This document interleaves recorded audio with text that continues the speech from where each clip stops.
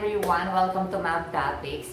Ang topic natin for this episode, magluluto tayo ng air-fried pork tocino at air-fried Mayamaya fish.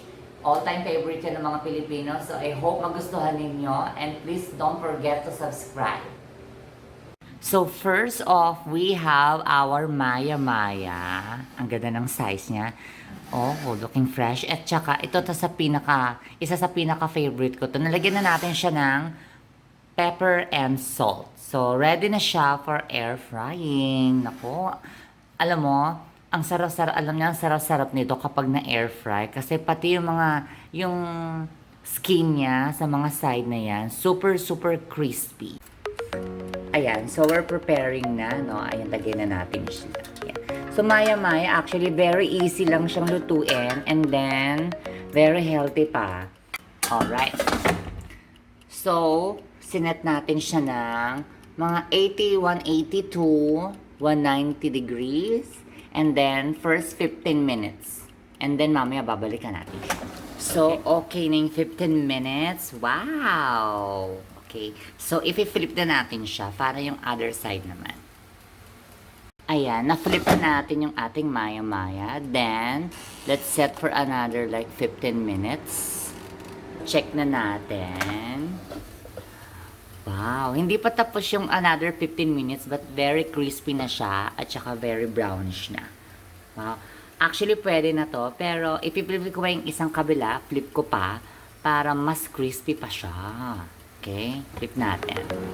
Okay, so almost done na yung 5 minutes. I think it's okay na. For me, it's very crispy na yan. Very browny na siya. Very crispy na. Ayan. So, I think it's ready na. Yummy!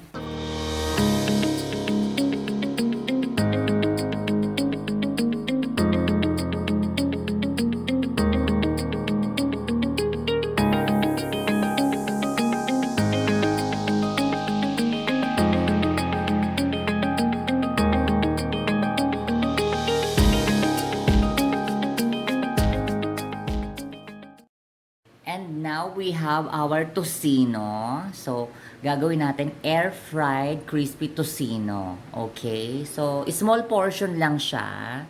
Pero, for sure, very delicious to. So, try na natin. Preheat natin siya 180 degrees to 190.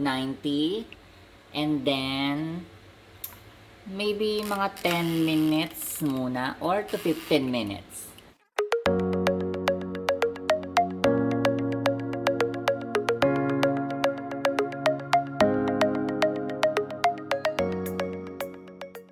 Check na natin. We got 15 minutes. Wow! I-flip natin siya para yung other side naman niya ang maluto. Ganun lang. Ganun lang po kadali yung ang pag-air fry. Ito, isa sa pinaka-quick to, ang tocino. Yan.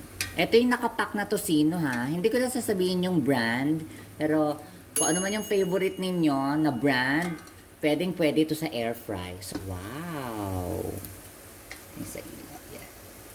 Luto na ang ating tocino. And then, ready to prepare na po ito. Yan. Look at that.